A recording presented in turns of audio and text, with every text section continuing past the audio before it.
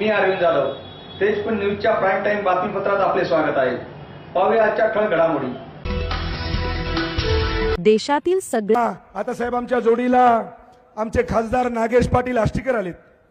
हे बी साहेब माणूस तुम्हाला सांगतो अतिशय चांगला आहे. या माणसाचं जेवढं कौतुक करावं तेवढं कमी आहे. काहीच नाही साहेब या माणसामध्ये म्हणजे राजकारणाचे काही गटच नाहीत, ध्यानात ठेवा. आणि राहिला विषय साहेब संपर्क प्रमुख तो तुम्ही आम्हाला असा दिलाय, तुम्हाला हात जोडून विनंती आहे, जोपर्यंत आम्ही राजकारणामध्ये आहेत तोपर्यंत आम्हाला संपर्क प्रमुख आनंदराव जाधव साहेबच असावे अशी आपल्या सगळ्या जणांना विनंती करतो. कारण की साहेब त्या माणसाला तुम्हाला सांगतो रात्रंदिवस काहीच नाही हो, काहीच नाही. आता सय्यद भाईला निवडून आणण्यामध्ये आम्ही तर होतो साहेब, पण सिंहाचा वाटा माझ्या आनंदरावजी जाधव साहेबाचा आहे, ध्यानात ठेवा. म्हणून या ठिकाणी आता सन्माननीय आपल्या हिंगोली लोकसभेचे भाग्यविधाते आदरणीय खासदार नागेश पाटील आष्टीकर साहेब आपल्याला मार्गदर्शन करतील.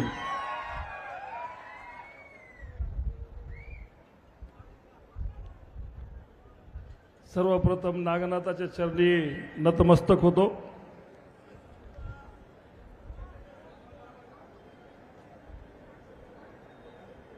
या आंबेडकर साहेब. छत्रपती शिवाजी महाराज यांच्या चरणी नतमस्तक होतो.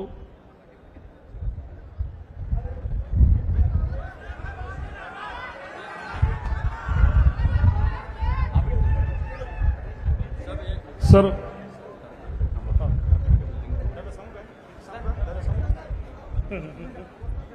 या ठिकाणी राज्याचे आरोग्य मंत्री सन्माननीय प्रकाशजी आंबेडकर साहेब यांचं आगमन झालेलं आहे. आदरणीय बांगर साहेबांच्या वतीने त्यांचा या ठिकाणी सत्कार होता. एकदा जोरदार टाळ्या साहेबांच्या आगमनासाठी.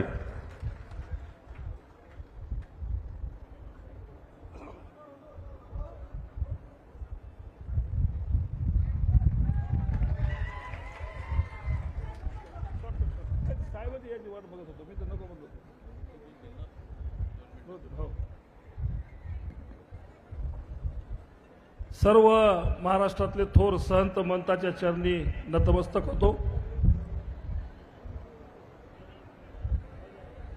स्वर्गीय बाळासाहेबजी ठाकरे, धर्मवीर आनंदजी दिघे यांच्याही चरणी नतमस्तक होतो. खरं तर बांधवांनो, आज या कलियुगामध्ये जर आपली संस्कृती जर कोणी टिकून ठेवली असेल तर आपल्या हिंगोली जिल्ह्यामध्ये माननीय आपले लाडके आमदार बांगर साहेबांनी ही संस्कृती टिकून ठेवलेली आहे. खरं तर आपला जिल्हा हा नागनाथाच्या नावाने ओळखला जातो. या नागनाथाचा आशीर्वाद आपल्या या जिल्ह्यावर आहे आणि त्या जिल्ह्यामध्ये महादेवाची कावड हे हमेशा एक मोठा सण, एक मोठा उत्साह असला पाहिजे.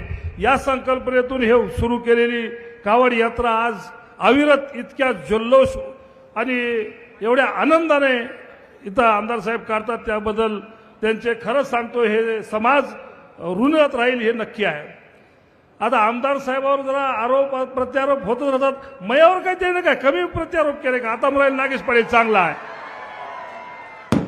हे इलेक्शन मध्ये चालूच असते. पण बांगर साहेब हे बी कबूल करा की मीच तुमच्या मागे उभा होतो की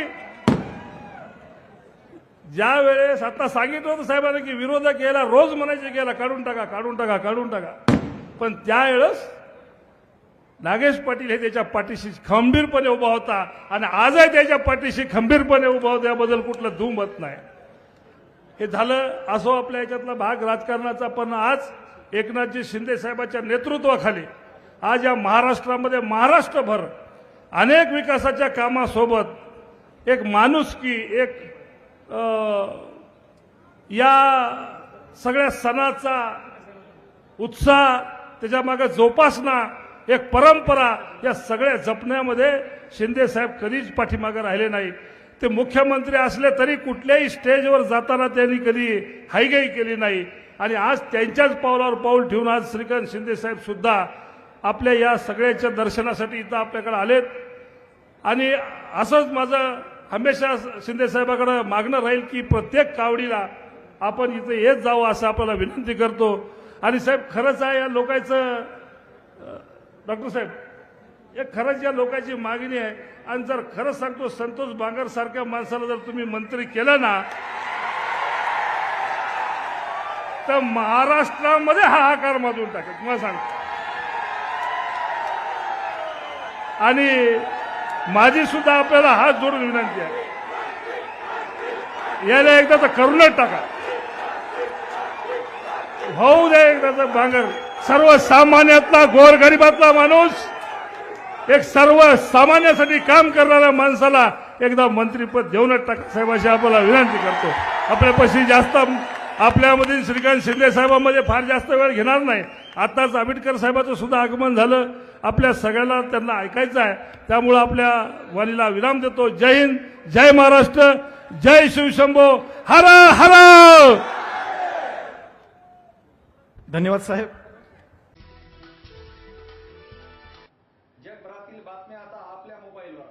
रहा अपडेट तेजपूर न्यूज सोबत. अधिक बातम्यांसाठी वेबसाईटला भेट द्या तेजपूरnews.online. उद्या भेटूया प्राईम टाइम बातमीपत्रात. तोपर्यंत नमस्कार.